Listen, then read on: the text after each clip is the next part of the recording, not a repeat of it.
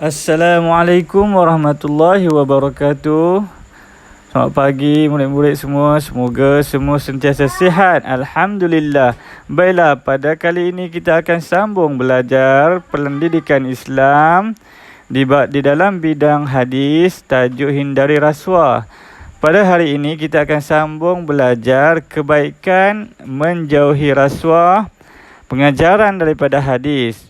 Di akhir pelajaran pada hari ini, murid dapat menyatakan kebaikan menjauhi rasuah dengan tepat. Yang kedua, menjelaskan 3 pengajaran hadis yang kita dah baca pada minggu lepas. Baiklah, murid-murid boleh buka buku teks pada muka surat 47. Sekarang kita akan baca sama-sama dengan Ustaz. Apakah kebaikan menjauhi rasuah ya murid-murid? Baik, kebaikan menjauhi rasuah, kita lihat di sini. Antara kebaikannya ialah yang pertama, masyarakat hidup bersatu padu. Yang kedua, sesuatu organisasi akan stabil. Yang ketiga, ekonomi, politik dan sosial sesebuah negara dapat dikukuhkan.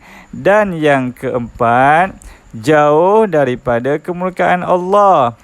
Itulah kebaikan-kebaikan yang akan kita dapat apabila kita hindari, kita jauhkan diri daripada berlaku rasuah. Baiklah, sekarang kita tengok pula apakah pengajaran daripada hadis. Okey, buka muka surat 48.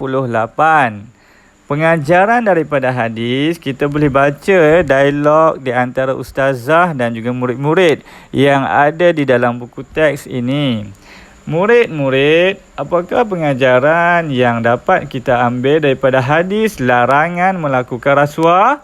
Baik, tengok murid perempuan jawab, kita hendaklah menjauhi rasuah kerana Islam melarang kita memberi dan menerima rasuah. Rasuah merupakan perbuatan yang sangat keji dan berdosa. Kemudian, Ustazah ni sambung, bagus murid-murid. Belum lagi.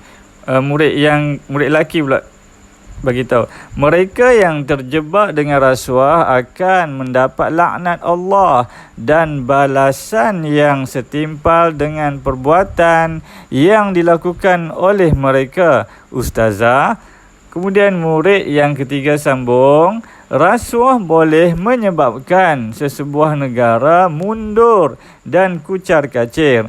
Oleh itu, setiap individu yang diberikan amanah dan tanggungjawab dalam sesuatu organisasi mestilah melaksanakannya dengan penuh komitmen dan menjauhi rasuah. Bagus murid-murid, apa yang penting kita jadikan Islam sebagai cara hidup kita. Ini termasuklah mencari rezeki dan meraih kejayaan. Baiklah, kita sudah dapat pengajaran daripada hadis berdasarkan dialog di antara ustazah dan murid-murid itu tadi. Kemudian murid-murid boleh lihat pula contoh. Apakah contoh rasuah? Baik, boleh lihat dalam buku teks awak muka surat 45.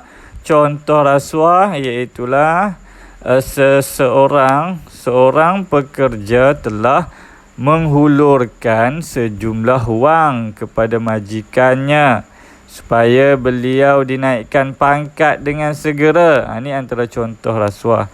Kemudian murid-murid boleh melaksanakan tugasan anda yang telah Ustaz berikan di dalam modul ini, iaitu kena lengkapkan peta minda.